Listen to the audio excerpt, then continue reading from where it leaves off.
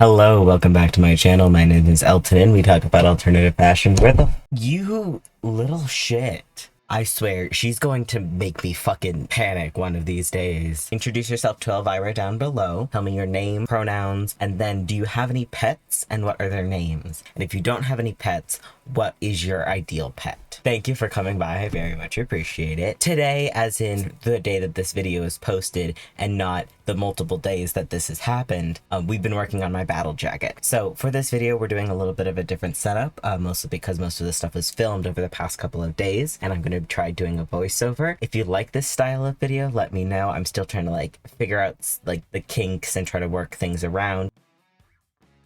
The first step into creating any kind of patch articles of clothing, so whether it be a battle jacket, patch pants, is getting all of the supplies. I've had this black jacket for a while, and my intended purpose was to be turned into a patch jacket. This is my skeleton bodysuit that does not fit me anymore, but instead of selling it, I was like, this will make really fucking cool patches. This is another shirt that I didn't quite like the fit of, but it has a skeleton on it. So as you can see, the theming starting to appear. This didn't quite fit in the theme, but I wasn't certain if I was going to add it or not. This one, I thought about adding, but because jacket is black, I wanted to try to keep all of my patches with that black base. So this will eventually go onto a pair of pants. I picked out all of these little patches that I cut up from t-shirts that I bought specifically to turn into patches. I don't wear it because I don't wear tiny little crop tops, but it makes a really fucking cool back patch. Honestly, the trans guy aesthetic is just finding random bottles of testosterone all over the place. From the VidCon, I went to the Monster High thing and got this Monster High diploma. That's not a fucking diploma, you idiot. I don't know what they are. I never went to high school. Anyways, I have this thing, and then we also have every creative person's nightmare is just everything tangling into one big fucking mess. Also found my good scissors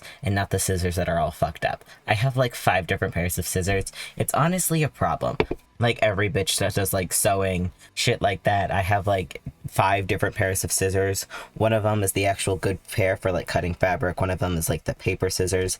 The other are just I don't know what these are for, but these are the fucked up scissors, so we're just gonna use them on anything, including paper.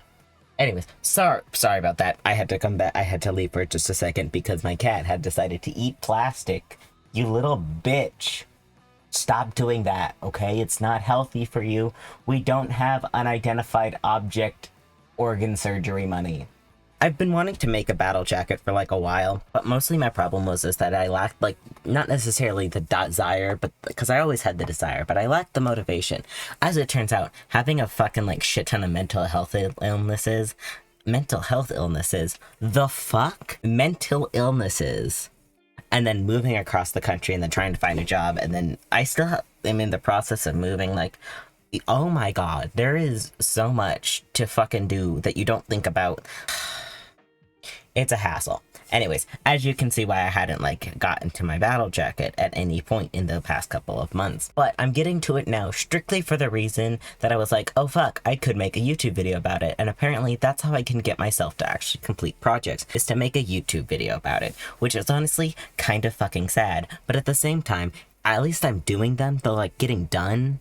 So I get the feeling that it probably has something to do with deadlines, because I try to post a video every single Saturday, right? That's my goal. So that just means that I have to get the project done, right? So if I have the deadline, it's a lot easier for me to complete the project than a nebulous eventually, because if I have an eventually timeline, it's never gonna get done. And I can't have other people holding me accountable, because then I'll be haha, fuck you, you can't tell me what to do. But I can tell myself that I need to do it if I have to do it for YouTube, because YouTube's not another person. YouTube is a nebulous entity, and I like when the number go burr, and to get the number to go burr, you have to complete projects. Excuse me, I'm sorry, I'm just thinking out loud for so long. So if you don't enjoy that, I'm terribly sorry. I've never really done voiceovers before, so I don't really know what the fuck I'm doing or what I'm really supposed to be doing. I'm kind of just talking, which is probably just a holdover from that time that I did Twitch streaming.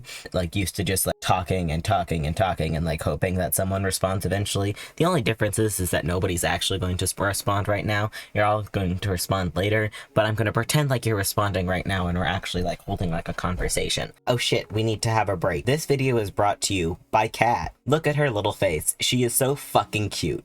I love her so much, and she is the sponsor of this video, and she paid me in love and hugs and snuggles.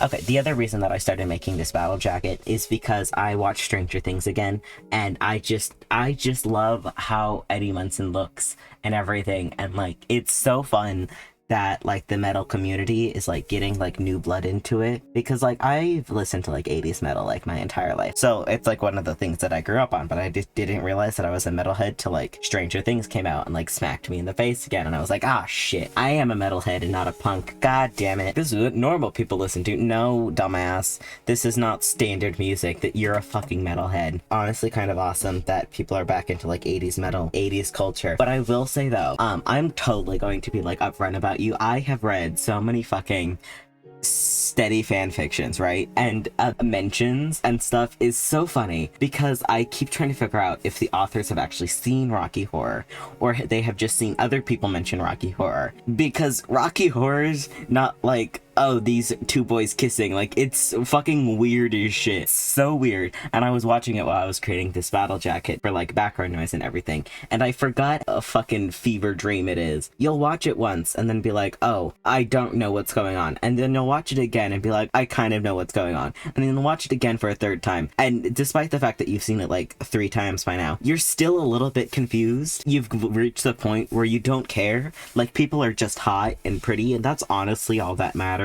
Especially once you like actually research like when Rocky Horror came out on like VHS tape and like how it relates to the queer community and everything. They should not be able to see Rocky Horror or rent it out, but also it's an alternate universe where there's a fucking like alternate dimension underneath their world, so I don't think Rocky Horror coming out earlier than when it's supposed to really fucking matters.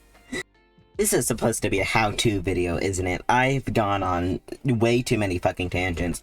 I am so sorry. I should actually probably, like, you know, like, do a little bit of explaining on how the fuck to do this, but it's one of those things where it's like one stitch, a running stitch, a backing stitch. You go in, you loop to the other side, and you go out. You know, you just stitch things. It's like a whip, that's what it is. It's a whip stitch. It's a whip stitch. That's the title. Because you're connecting the 2 pieces of fabric together in like a continuous loop. That's the only stitch I did.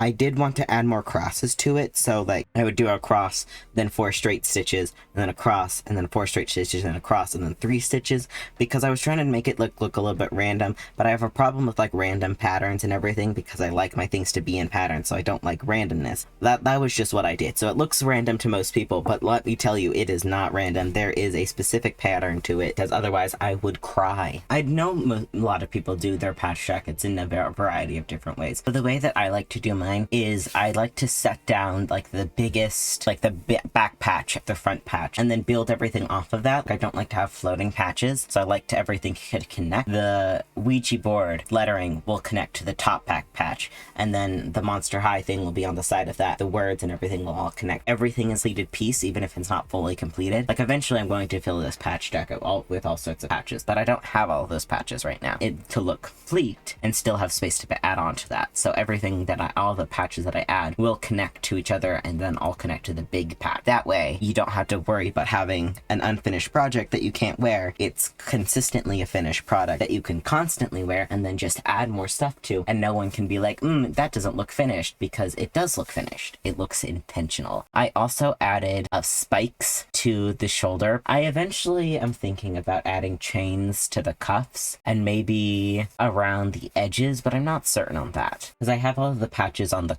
collar, because originally I was going to probably put spikes on the collar, but then I didn't. For the Monster High badge that I was making, I essentially made, because of like the fabric that it's made out of is really prone to fraying, I made the little, oh my god, can I even speak? Apparently not. I cut out the patch with more, what is it called? Seam allowance, that's what it is. Seam allowance on the edges, edges. So I fucked up with the Monster High patch. This is why I didn't end up adding it to the jacket, but I figured it out on like the symbol. So with the symbol, there's more seam allowance. That way I could fold it over and all the frayed edges could be tucked into their little bitty square and not have to worry about outside elements pulling on them and fraying at them. It is one of the most questionable patches because the fabric is so prone to fraying, but I'm gonna keep an eye on it and try to make sure that it doesn't fully fray. I might even later like take my sewing machine and actually like stitch it down properly.